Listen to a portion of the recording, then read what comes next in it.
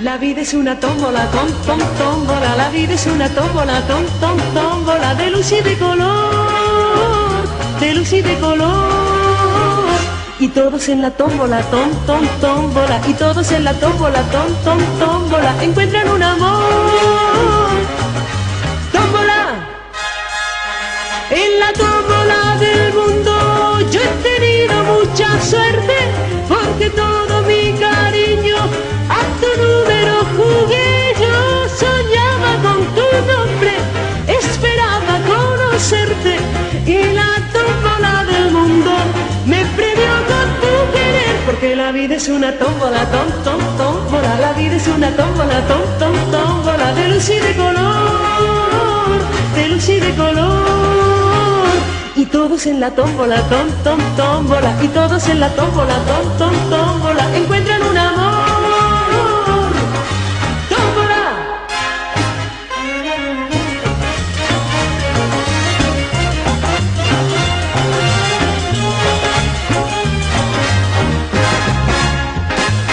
En la tómbola del mundo yo he tenido mucha suerte, porque todo mi cariño a tu número jugué. Yo soñaba con tu nombre, esperaba conocerte, y la tómbola del mundo me premió con tu querer, porque la vida es una tómbola, tómbola, la vida es una tómbola, tómbola, de luz y de color, de luz y de color.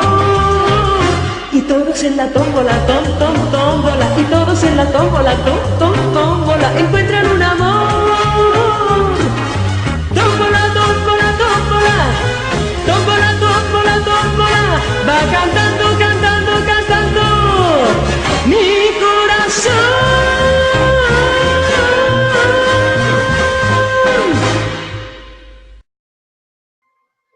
Amigos de Facebook, bienvenidos a su programa número 42. Ahorita, ya había empezado el programa, ya teníamos 10 minutos, y sucede que estaba yo compartiéndolo con Radio La Nueva República, pero yo suponía que iba a estar compartido en los dos medios, y no, se está transmitiendo nada más en Radio La Nueva República. Ya estamos aquí con ustedes, inmediatamente se empiezan a integrar mis amigos, ya estaba yo muy sorprendido. Entonces ya se presentó nuestro gran invitado. Nuestro gran invitado es el doctor Jorge Alberto López Gallardo. Él es doctor en física nuclear por la Universidad de El Paso, Texas, la UTEP. Y sí, estaba muy raro esta situación. Estaba yo muy sorprendido de que mis amigos, ¿dónde están? Entonces, una disculpa, va a estar más corto el programa de ahora, pero así fue. Nos estaba relatando nuestro buen amigo que estuvo en un viaje primeramente iba a ser profesional a la ciudad de Buenos Aires. Mire qué perdido andaba nuestro amigo el doctor. Y posteriormente fue un viaje de placer. Le vamos a pedir que nos disculpe y que retome otra vez el motivo de su viaje a Buenos Aires. Una disculpa, doctor. Adelante, por favor. No, con mucho gusto. Sí, te decía que iba yo a ser sinodal de una defensa de tesis doctoral de un estudiante que está estudiando física nuclear. Y al final de cuentas, por cuestiones burocráticas, no se pudo graduar. Así que lo que hice fue que me presentara a él la tesis. Entonces, en marzo, cuando él va a hacer su tesis, su defensa de tesis, ya con todo el grupo completo, entonces yo voy a participar por la computadora, por el Skype o uno de esos sistemas. Pero aprovechando, pues ya que estaba allá, pues me puse a andar de turista. Trabajamos un rato, fui algunos días a la universidad, fui 3 días de la semana que anduve por allá, pero también aproveché y me fui al teatro. Siempre que voy a ciudades grandes como Madrid o México, Buenos Aires, me gusta ir al teatro porque son muy profesionales todas las obras que ofrecen y son cosas que casi uno no encuentra por acá, por la frontera. Y fui al museo, te digo que fue una exposición de Miró en el Museo Nacional de Bellas Artes de Buenos Aires, y luego fui a la exposición de pinturas mexicanas en el Museo Latinoamericano de Buenos Aires, y tenían ahí a todos, a Siqueiros y a Diego y a Orozco, y etcétera, etcétera. Muy bien, y muy bien documentado todo. Así que ese es un resumen breve de tu visita a Buenos Aires. Por allá no sé si tuviste oportunidad de saludar al doctor en filosofía Fernando Buenabad, allá vive, y está muy conectado precisamente con Radio La Nueva República, el doctor Buenabad, es un gran politólogo además.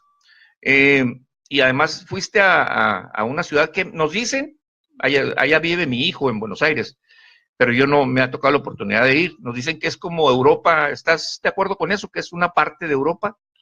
Sí, sin duda, es una cuestión muy interesante ver a partir del centro, digamos, del obelisco, se va uno alejando en cualquier dirección, y va uno bajando por toda la época del 1800 a la época del 1900, 1920, 30, la arquitectura pasa a ser muy parisina a arquitectura moderna. Y más o menos te muestra las épocas cuando Argentina tuvo muchísimo dinero, y ahora no están mal, pero en comparación, antes eran mucho más ricos. Y es precisamente hay un escritor, Julio Cortázar, que sí, ¿cómo no? relata cosas de ahí del centro de Buenos Aires, pero él juega con este asunto de que se parece tanto a París, que te metes en un centro comercial, en uno de esos pasajes comerciales que hay en los edificios viejos en Buenos Aires, y de repente sales y estás en el centro de París. Me gusta jugar con eso, porque son muy parecidos. Sí, el autor de Rayuela, habría que mencionar. También hay otro gran autor, es una autoridad, Borges, Jorge Luis Borges.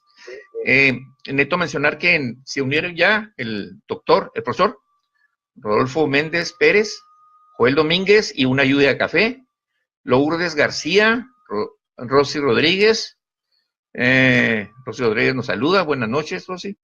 Carlos Abdo desde la Chona, para los del centro del país. La Chona es Ascensión, Chihuahua, es un pueblo donde yo viví y tengo grandes amigos. Lore Méndez, la periodista, y recurrente invitada aquí a La Vida es una tómbola. Jesús Hostos y Juan Francisco Domínguez Montes, de Ciudad Juárez, ambos. Bien, vamos, coméntanos por favor acerca de la barrabasada que aceptaron los diputados con eso de la ley de seguridad interior, que no es otra cosa nomás que darle el poder al ejército para que intervenga en nuestros teléfonos, nuestros correos, nuestros domicilios, incluso es una barbaridad. Se une RQ Charlie y mi señora esposa, que es mi asistente aquí técnica, Carmen Lara Reyes. Les comentaba yo bueno, vamos a decir, en el programa anterior en el que estamos grabando equivocadamente en otro Face, que los hombres de ciencia tienen esa ventaja. Ellos pueden hablar de problemas sociales, pero fácil y con muchos conocimientos. Y nosotros no podemos hablar de ciencia ni rebatirles nada. Ellos tienen la palabra. El programa de ahora es precisamente de ciencia. Nada más que quiero que nos dé su posicionamiento respecto a esta inminente militarización del país y que posiblemente nuestro país pase de una dicta blanda, como dijo Vargas Llosa, a una dictadura. Se une también Solís Yoli, de ahí de Ciudad Juárez, su compañera en la industria maquiladora. ¿Qué nos dices, doctor?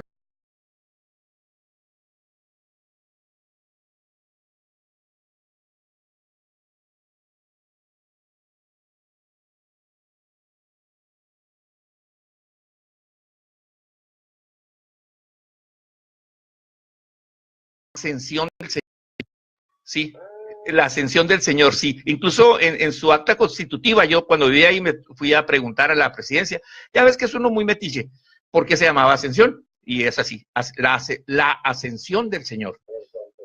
Porque hay otro ascensión que también es la Chona, allá en Jalisco, sí, entrando luego a Jalisco está, pero eso es otro nombre, Encarnación de Díaz, la Chona. Ya está satisfecha tu curiosidad. Pues mira, de la ley de seguridad interior, desgraciadamente lo que yo pienso es que simplemente están institucionalizando lo que existe, porque acuérdate que con Calderón sacó el ejército a las calles y precisamente según esto, para combatir al crimen organizado. Así es. Pero antes de Calderón andaban a nivel nacional, aquí tengo algunos datos, me pidieron si escribiera un artículo para un libro del MIT, del Instituto Tecnológico de Massachusetts, un artículo acerca de migración, y hay un fenómeno en México que se ha dado muy fuerte, que es la migración debido a causas de violencia. Entonces, estudiando aquí los homicidios al mes que se dan en todo México, antes de Calderón andaban del orden de 800 al mes, y cuando entró Calderón y sacó al ejército, llegaron a 2.300, y hay veces que pasaron los 2.500, hubo meses que pasaron los 2.500, y luego se bajó un poco cuando entró Peña Nieto, pero ahora ya volvió a alcanzar los mismos niveles. Y hay un estudio de Diego Valle Jones, de allá es un norteamericano, nacido en Los Ángeles, pero él trabaja en la Ciudad de México, que hace un estudio estadístico muy interesante en el cual demuestra que cada vez que había intervención del ejército, había más muertos de cierto lado de la violencia que del otro, como que estaban protegiendo al cártel del Chapo en aquella época. Así que lo que han hecho nosotros aquí en Ciudad Juárez sabemos el efecto que ha tenido el ejército desde la participación en cosas altamente ilegales, como en secuestros, como en robos. La gente sabe que cuando se mete el ejército a la casa, se van a llevar algo. Así que simplemente están institucionalizando eso, y desgraciadamente pues ya fue aprobado por los diputados. A ver mañana qué pasa en el Senado.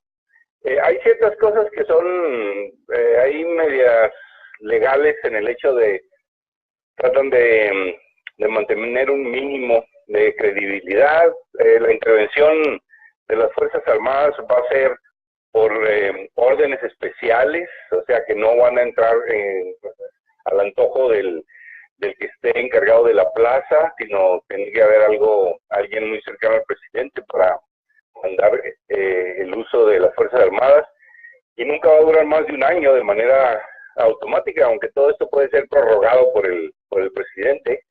Y se dice que no se van a usar en manifestaciones sociales o en manifestaciones políticas cuando no haya violencia.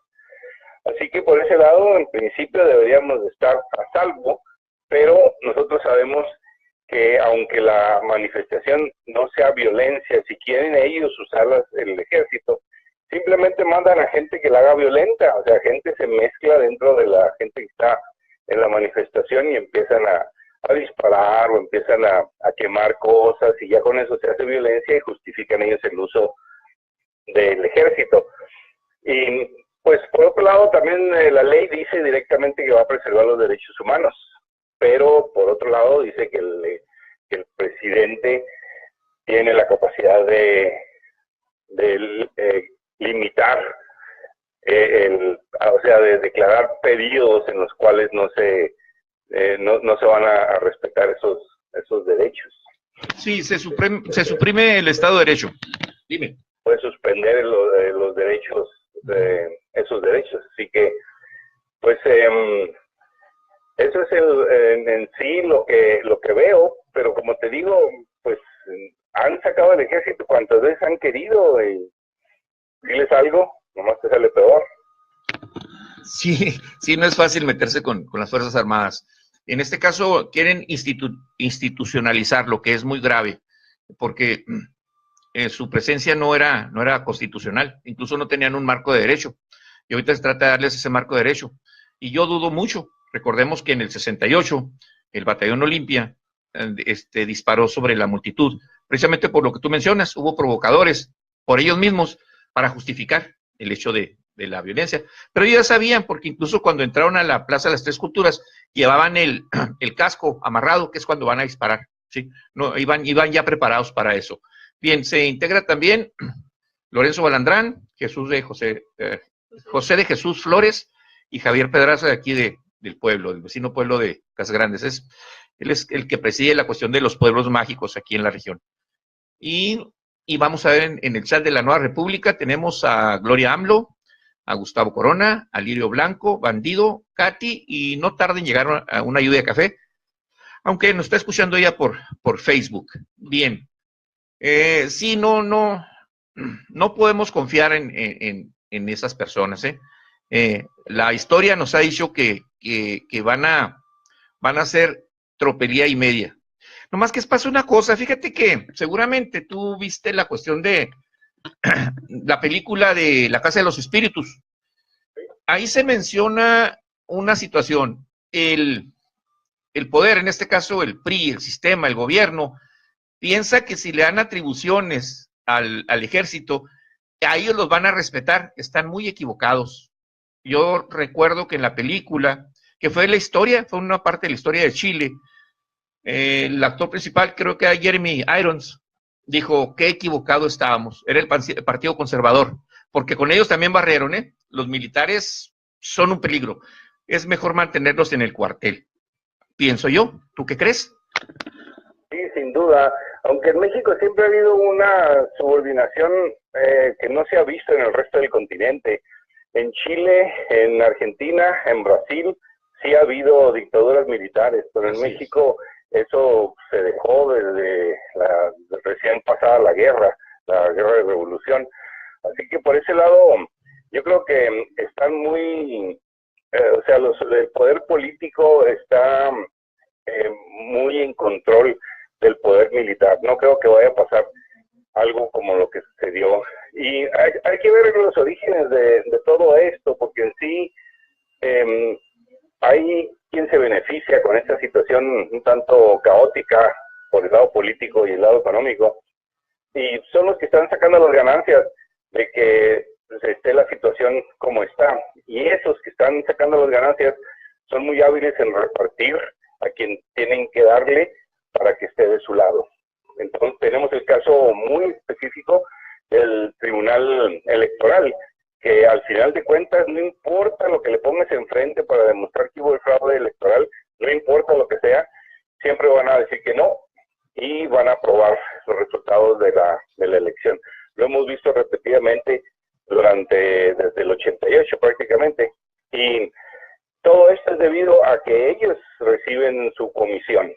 Si eso no fuera, habría alguien que diría, bueno, pues yo no le entro y yo me voy por el lado de la justicia. O habría algún soldado que dijera, mira, yo lo voy a hacer por aquí, por acá.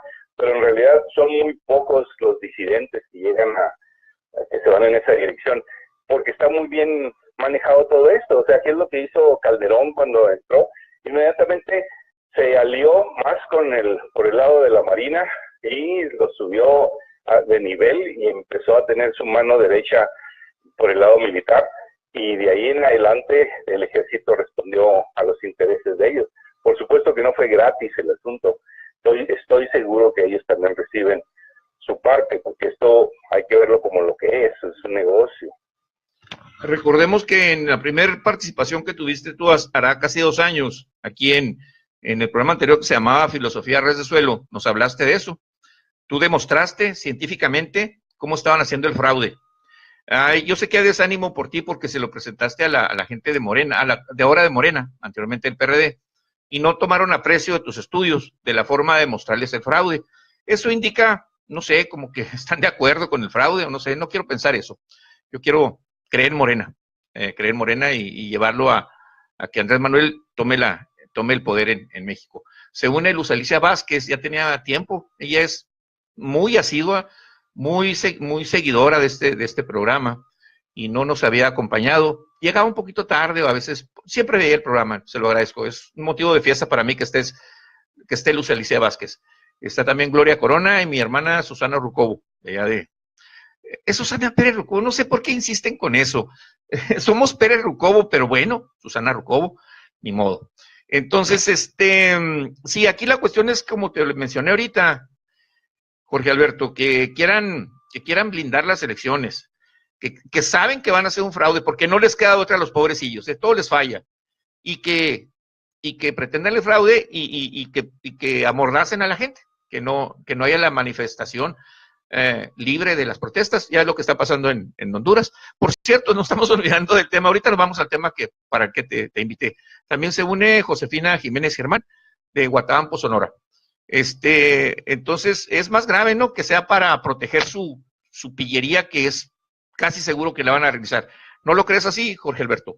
Aparentemente eso es lo que está, es lo que salta de inmediato, porque lo estamos viendo en Honduras. En Honduras es ilegal hacer este tipo de protestas que están haciendo, más sin embargo toda la gente está protestando en contra del fraude electoral que se dio. Y lo mismo estaría pasando en México, si acaso lo toman de esa manera. Pero, pues, mira, me pidieron los de Plaza y Valdés, que publicaron mi último libro, Sí. me pidieron la semana pasada, me pidieron una reedición del libro anterior, que salió en el 2015. Dinos el nombre, por favor. El nombre del anterior se llamaba Estudios Científicos de Fraudes Electorales en México. Este libro nuevo que va a salir por ahí por abril, todavía no tiene nombre, estamos en eso. Ahorita les platico un poquito de lo que se trata para ver si a alguien se le ocurre un buen nombre para el libro. Y entonces lo que me dijeron es que les interesaría pues buscar sacar este libro con la información de lo último que ha sucedido en términos de fraudes y sobre lo que se espera respecto al 2018. Entonces, debido a eso, he estado viendo cómo están las cosas en México y cómo pasó. Pues los últimos fraudes que han sucedido fueron los de Coahuila este año y del Estado de México, claro, que más o menos nos dan una idea de por dónde viene el asunto. Así que de que va a haber fraude, pues va a haber fraude. Ha habido fraude en todas las elecciones, bueno, no en todas, casi en todas las elecciones desde el 88. Se salvaron la de Cedillo y la de Fox. Efectivamente. Ya decía yo, la gente de ciencia está muy, muy informada de cuestiones sociales. Como que se entreveran mucho, ciencia y no sé, humanidades, o están muy al tanto todas estas personas. Bien, el tema principal, bueno, 2 temas o 3 que tenemos por ahí pendientes.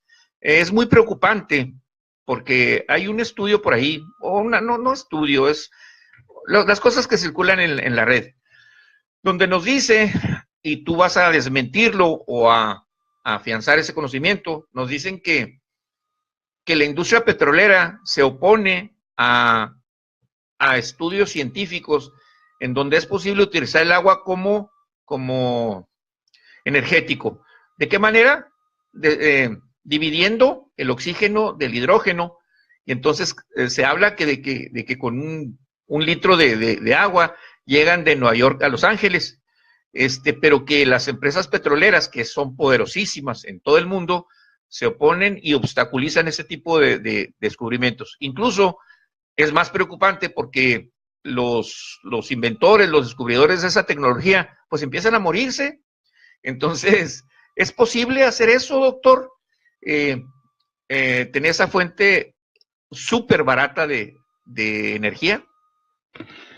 Pues desgraciadamente no. Ah, que la canción.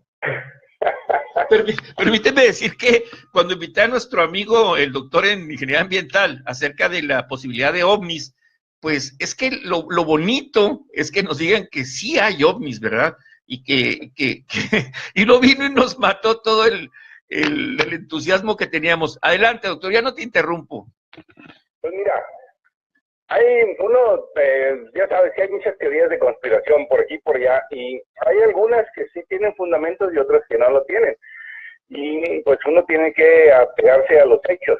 Y los carros de agua, de la manera que funcionarían, yo me acuerdo de la idea de los carros de agua cuando en preparatoria en el Tecnológico Regional de Ciudad Juárez había uno de mis profesores que después se doctoró, Jesús Roberto Armijo, que ahora vive en Barcelona, y él hablaba en aquel entonces de que el agua podía ser fuente de energía. Entonces la idea fundamental es la siguiente, de que el agua, cuando tienes el hidrógeno separado del oxígeno, ambos como gases, y los juntas, te puede generar energía en ese momento. Entonces, Entonces necesitarías tener el hidrógeno separado y el oxígeno pues existe en el aire, aquí donde lo respiramos. Entonces si tú sueltas el hidrógeno, simplemente se combina con el oxígeno y se forma agua. Si la temperatura está adecuada, se forma agua líquida, y si no, se forma agua gaseosa, si es que está a mayor temperatura. Y de ahí te resulta alguna ganancia, supuesta ganancia en energía. Pero a la hora que te pones o sea, esta fue la idea de la época, y hubo algunos intentos de patentes, y aquí tengo el nombre. Stanley Meyer fue uno de los inventores, y prácticamente lo que hacían ellos era conseguir dinero de inversionistas, o sea, convencer a gente que les soltara dinero, y de eso vivían. Entonces, en aquel entonces, en el 96, hubo un juicio y fue encontrado como fraudulento, y pues eso fue en un juicio que hubo en el estado de Ohio, y pues no se dio. La verdad es que a la hora que te pones a ver números, o sea, a la ciencia en sí, si tú quieres separar agua, para poder hacer este proceso que te digo, necesitas el hidrógeno separado. Entonces la idea de él era tener en el automóvil, tener un separador de agua, y luego uno que juntar el agua con el hidrógeno con el oxígeno, para que se diera la energía, y recoger esa agua y recircularla de tal manera que la podías volver a separar. Y luego la volvías a volver a juntar, y era como una máquina de esas de movimiento perpetuo que te da energía de la nada, ¿verdad? Que es una utopía, por cierto. Si nos quieres explicar cuál es la máquina del movimiento perpetuo para nuestro público, te lo agradecería. Sí, la máquina del movimiento perpetuo es aquella que supuestamente tú le echas a andar y genera la propia energía que gasta. Entonces nunca se detiene y te hace trabajo gratis. Y hay muchos modelos. Te puedo platicar una historia muy interesante más adelante sobre una vez que me pidieron que analizara una de esas máquinas.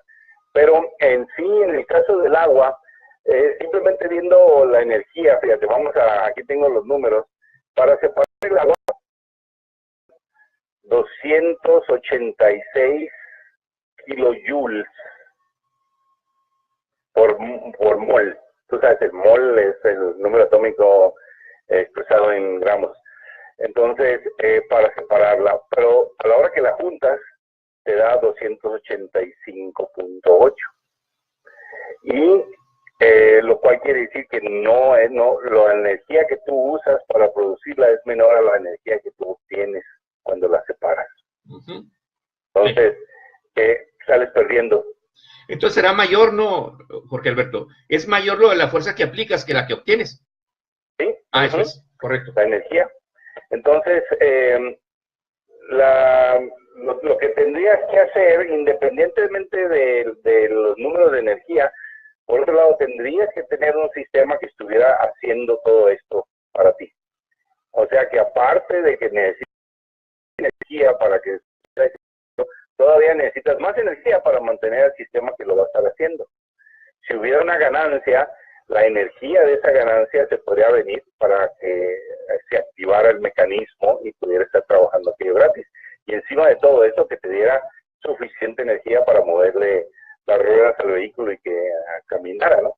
Entonces, en sí, no se puede. Lo que sí se puede es usar el hidrógeno como combustible. Si tú por algún motivo puedes obtener hidrógeno, y ese hidrógeno lo pones en un tanque, y ese tanque se lo pones a un carro, y al carro le sueltas, le pones el motor de tal manera que consiga agarrar el oxígeno del aire, entonces el hidrógeno sí va a estar generando energía y te va a estar haciendo que se mueva el carro. Pero, ¿de dónde consigues el hidrógeno? Pues el hidrógeno lo tendrías que comprar, igual como compras la gasolina. Y sería realmente, pues parece que sí es muy energético por litro, pero sin embargo es un peligro traerlo en el carro, porque a diferencia del gas, por ejemplo, el gas butano, si tú chocas a un vehículo que use gas, el gas no explota, el gas se sale, y si hay una llama, entonces explota, se quema. Pero si no, no. y el hidrógeno al contrario, explota. Entonces ha habido muchísimos estudios. Mi hija participó en uno en Caltech, en el Tecnológico de California, en Pasadena, en el cual estaban tratando de almacenar el hidrógeno en aerogel. El aerogel es una sustancia, es un gel que es muy liviano y que es altamente poroso, en el sentido de que no tiene mucho contacto. Tú lo pones en una superficie caliente y no transmite el calor, lo pones en una superficie donde haya sonido y no transmite el sonido. Entonces, bajo ciertos mecanismos puede absorber el hidrógeno y bajo otros mecanismos lo puede soltar. Entonces sirve para su transporte con mucha seguridad. Pero, sin embargo, no se ha logrado que absorba las cantidades necesarias para que sea útil. Entonces, todo esto que se llama las células, el fuel cells, que vienen siendo las células de combustible, es un trabajo que está siendo desarrollado desde hace décadas y sí se han logrado muchas cosas, pero sin embargo todavía no se llega al grado como para usarlos en transporte, digamos, ¿no? Lo que sí se ha venido, y ahí es donde queda más la teoría esta de la conspiración, es con los carros eléctricos. Los carros eléctricos fueron desarrollados a finales de los 80, principios de los 90, y la industria petrolera sí los detuvo. Cuando salieron los carros eléctricos, que los tenían todas las marcas, tanto la Ford como las japonesas, etcétera, no los vendían, los estaban probando y se los daban a la gente tenía que pagar el uso del automóvil, pero sí lo estaban usando. Llegó el momento en el que, por algún motivo que nadie explicó, todos aquellos carros fueron recogidos y la gente los quería comprar, les gustaba mucho tener su carro eléctrico y los quería comprar, pero no quisieron, los sacaron del mercado y los destrozaron. Y esto ya después se supo que tuvo que ver la industria petrolera, que prácticamente le dio unos 10, 15 años más de vida antes de que salieran realmente los nuevos automóviles eléctricos que ya existen, ¿no? Sí, incluso hay unos híbridos por ahí, que es eléctricos y de gasolina. Sí, estaba viendo yo que en tu Facebook publicaste algo muy interesante, que ustedes los científicos, cuando se trata de explicar ese tipo de temas como el que te estoy interrogando, para ustedes es benéfico tratar de, o no tratar, explicárselo a gente, tú mencionabas ahí común, normal, como nosotros, que no tenemos educación científica en ese rubro.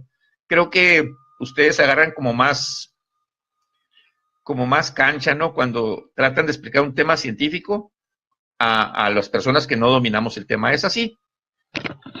Pues el artículo lo que decía era precisamente que cuando uno, experto en algún tema, trata de explicarlo a gente que no es experta en un tema, entonces es cuando logras ver las cosas desde una perspectiva distinta y te ayuda a entenderlo mejor. Y esto es un estudio científico que se hizo y se publicó, así que pues es independiente en cierta medida es independiente de la opinión de uno, pero supongo yo que tiene que ver con muchas cuestiones, porque hay cosas que son muy difíciles de explicar. Ya lo creo, desde la unidad de medida que nos dijiste, te aseguro, y eso que mi público es un público muy informado, te aseguro que 2 que 3 se quedaron con caras de what, igual que la que yo puse, ¿eh? O sea, son un poquito incomprensibles para nosotros, pero ya no puedes hacer más, me imagino.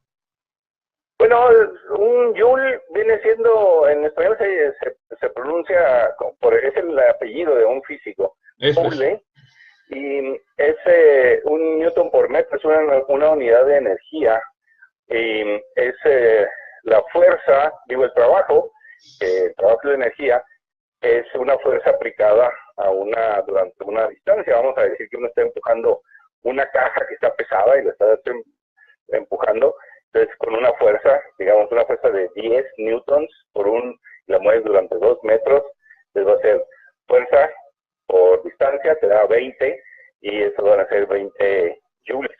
Esto es. Y de ahí empiezan las medidas. Eso lo que yo te dije es equivalente al orden de 600 calorías, por ejemplo. Esto es. Bien, se une también el doctor Luis Quintana, ya estuvo aquí invitado, brillante, por cierto, él que confía mucho en la medicina homeópata. Entonces, es de esos médicos que no van sobre el dinero del paciente, van a curar realmente. Muy agradecido que estés aquí, Luis Quintana. Anaís Burgos, Luis Álvarez Rubio, que parece ser que anda sonando como posible candidato, de Morena en Ciudad Juárez. Ojalá y se logre cristalizar ese. Él es un hombre importante en la cuestión de las cooperativas. Se une Alejandro Becerril Cabrera, Luis Cuellar, Mario Ríos y José Zamarrón, la plana mayor de un grupo que tenemos por acá. Estamos en todo el mundo. Bien, el siguiente tema era la cuestión del cáncer, de que también es posible que caiga dentro de las teorías conspirativas o especulativas. Una cosa, como se está uniendo ahorita precisamente nuestro invitado, se acaba de unir. Les voy a pedir a los que nos hagan el favor de compartir el video. Eso es una forma de llegarle a más personas, ¿eh? Esto crece exponencialmente las personas a las que llegamos, si ustedes comparten el video. Dice Luis Quintana, un gusto escuchar su programa siempre. Qué amable, Luis Quintana. Entonces, el tema es el siguiente. En ese mismo mensaje que yo te envié, Jorge Alberto, decían acerca de que la cura del cáncer ya está descubierta, pero que también, si la ponen en práctica, pues van a acabar con el nicho de mercado en la industria farmacéutica, y que también se han opuesto a eso. ¿Qué tanto sabes del tema, Jorge Alberto? Pues desgraciadamente el cáncer no es una cosa única en el sentido de que los mecanismos por los cuales empieza a ser deficiente la regeneración de las células depende mucho de qué tipo de células sean. Entonces la leucemia se da por motivos distintos al cáncer de mama, que se da por motivos distintos al cáncer de pulmón, etcétera. Pero lo que sí es un hecho es que hubo un movimiento, sería a partir de los 1930, en los cuales hubo un apoderamiento de las escuelas de medicina en todos los Estados Unidos, y empezaron a imponer metodologías tales que les convenía a las farmacéuticas, todas las compañías farmacéuticas, para poder vender sus productos. Y habíamos hablado un poco sobre la posibilidad de hablar de obsolescencia programada. Sí, muy importante el tema, muy importante, sí. Bueno, en el caso de la medicina es una cosa relacionada.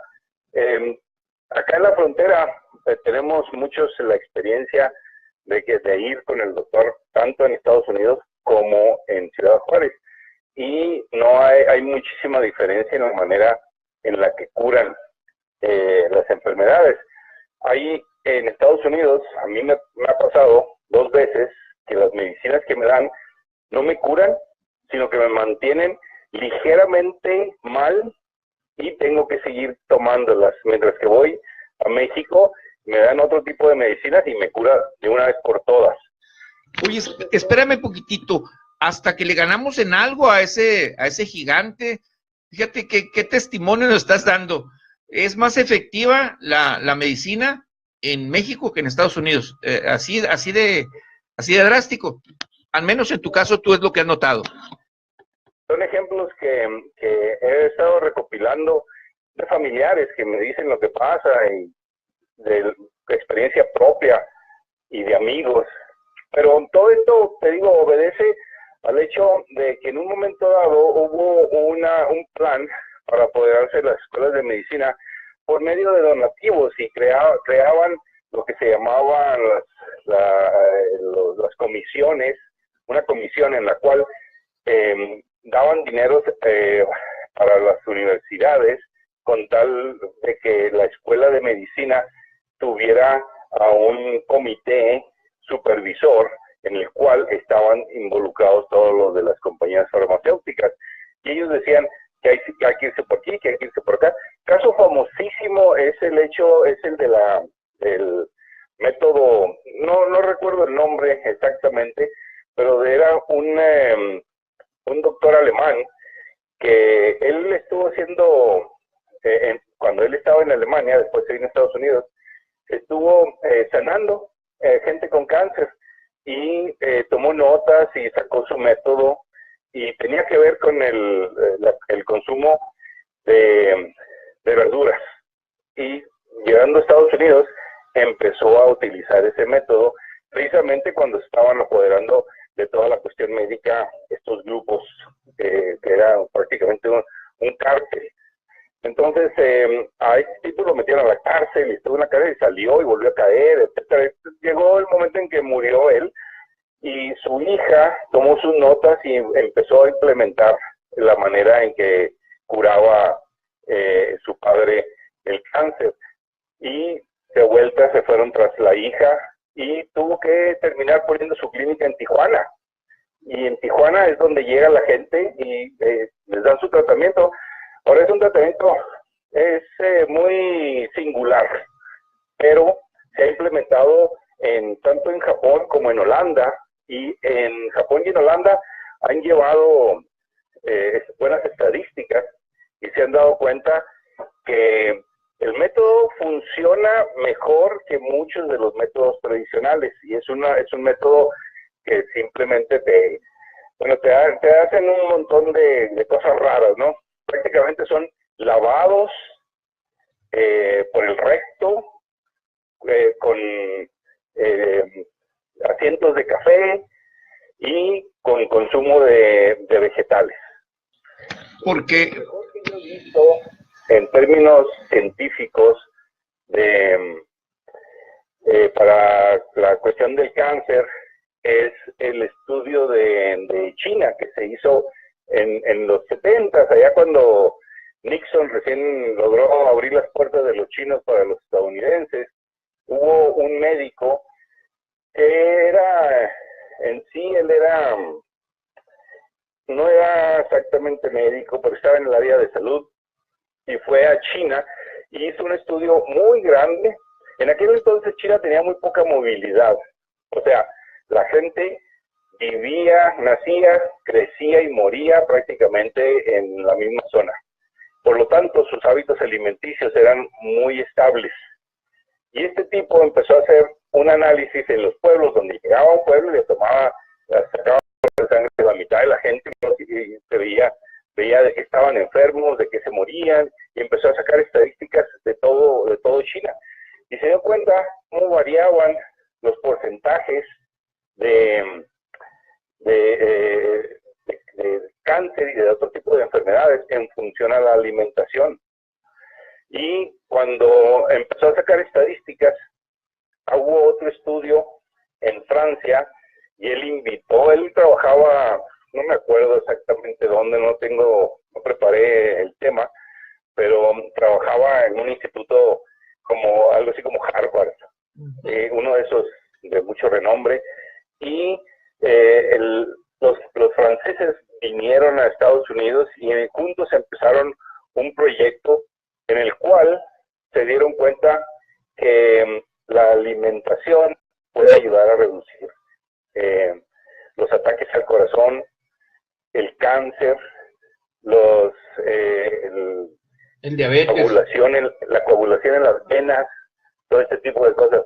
Y lo hacían tanto con seres humanos que ya estaban enfermos, veían cómo se les destapaban las venas simplemente comiendo más verduras, y con ratas también las estudiaban y les recuerda a la alimentación.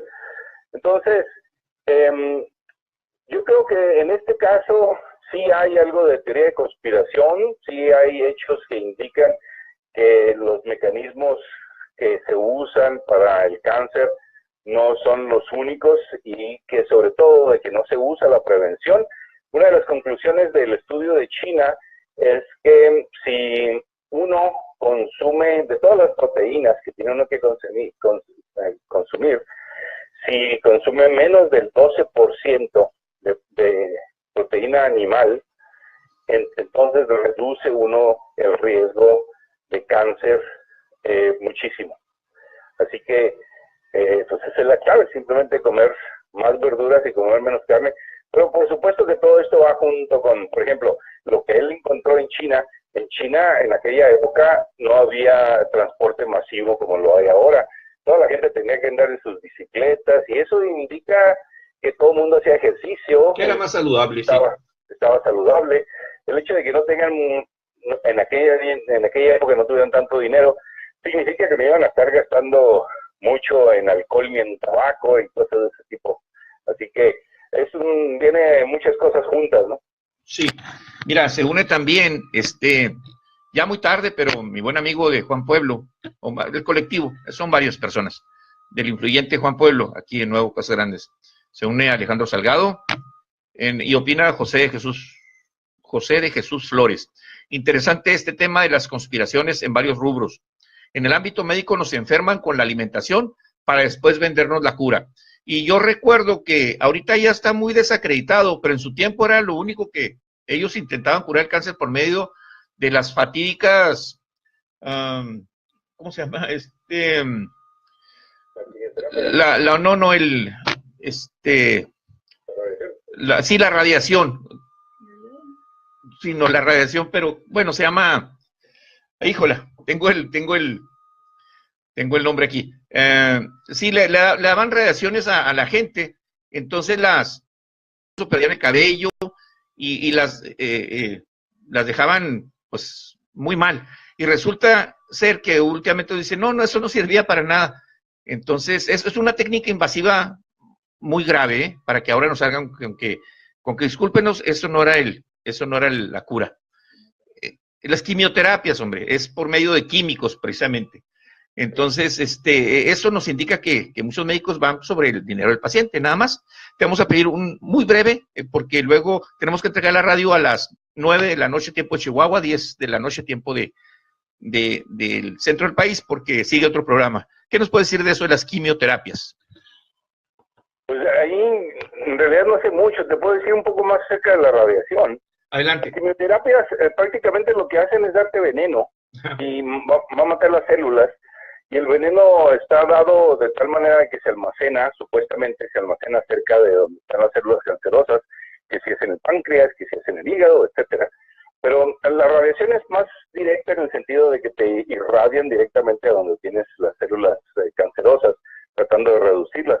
Es equivalente a abrirte y cortarte, ¿no? Excepto que la radiación pues pasa por tu cuerpo y hay dos tipos de radiación. Una es con electrones, con protones, esa es la nueva.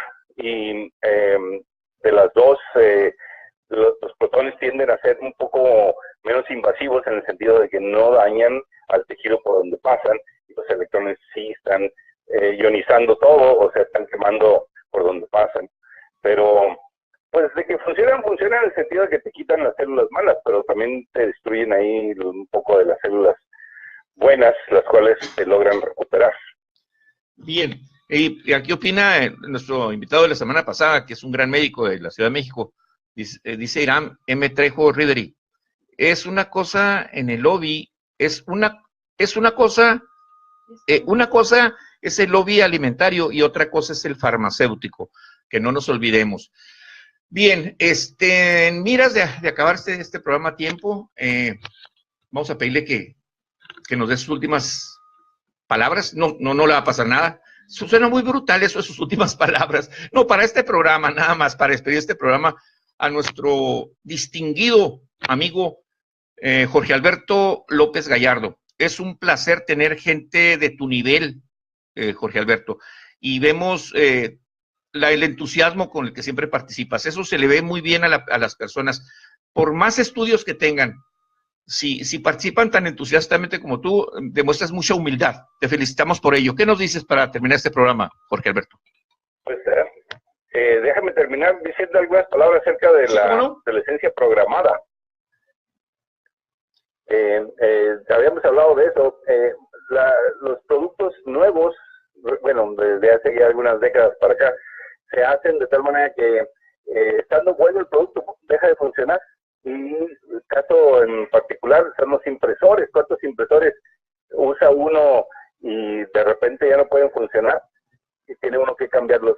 Entonces, ahora se ha estado dando con los teléfonos celulares, que de repente ya salen programas y el software nuevo y que ya no funciona el teléfono con las cosas nuevas, entonces tienes que cambiar el teléfono. Todo eso es parte de las conspiraciones que existen y está demostrado en el caso de las bombillas eléctricas, los focos. Hubo un cártel que se creó ya para 1930, el cártel Zeus, y todo eso en realidad sí es cierto, así que es una de las teorías de conspiración confirmadas. Y pues agradeciéndote, muchas gracias por la invitación. Cuando quieras volvemos a platicar, y siempre hay cosas muy interesantes que tu programa sigue, es uno de los más interesantes que oigo, así que un saludo a toda la audiencia. Bien, muchísimas gracias. Sí, y con la canción con la que vamos a terminar, es una canción de los Beatles, la eligió nuestro invitado, se llama Across the Universe. Entonces, nos despedimos porque tenemos que entregar nuestra radio. Este fue su programa número 42. Hasta la próxima semana, mis amigos.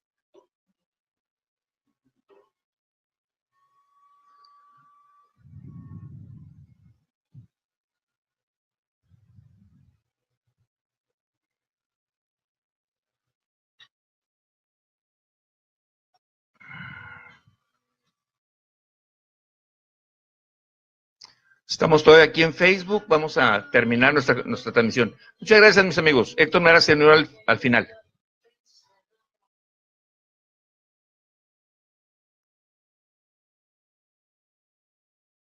No me da la salida, pero bueno, ahí está ya. Hasta la próxima semana. No te me vayas todavía, Jorge.